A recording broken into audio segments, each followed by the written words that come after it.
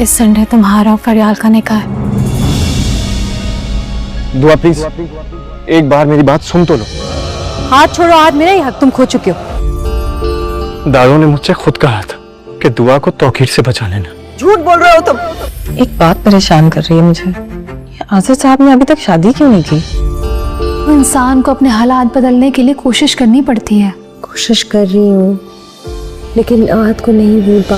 भाई ये तो हमारी दुआ की खुशनसीबी है कि उसे आज़र साहब जैसा खरे दिल का इंसान मिल रहा है। इस छोकरे आहत का क्या करना है, ये तो पीछे पड़ गया है। अब तो अगर दुआ से गन पॉइंट पे भी निकाह करना पड़ा ना तो मैं करूँगा। आहत दुआ को बहुत समझाने की कोशिश करता है कि तुम गलत हाथों में फंस रही हो, लेकिन वो मना कर देती है उसकी बात सुनने से, क्योंकि वो कहती है अब तुम ये बात करने के लिए हक खो चुके हो।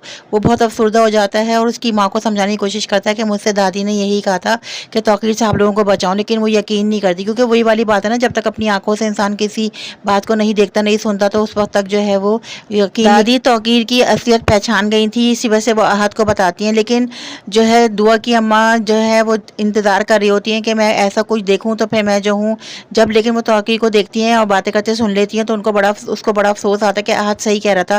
फिर उसको तौकीर की जो है वो असलियत नज़र आती है और आज़िर जैसा आदमी जो किसी को भी मरवा सकता है वो डर जाती हैं कि उनकी फूल जैसी बच्ची है वो शादी के लिए तैयार हो गई है सिर्फ इस वजह से क्योंकि तौकीर ने कहा है, और तौकीर ने इतना उसका ब्रेन वॉश कर दिया था कि वो आहत की कोई बात सुनना नहीं चाहती थी। अब जो है यहाँ पे वो बहुत हेल्पलेस होती है, वो अपनी बेटी को जो है वो आज़िर जैसा आदमी के हवाले नहीं कर सकती थी। अब उसको क्या करना है, क्या वो आहत का सहारा लेगी उसको बचाने के लिए?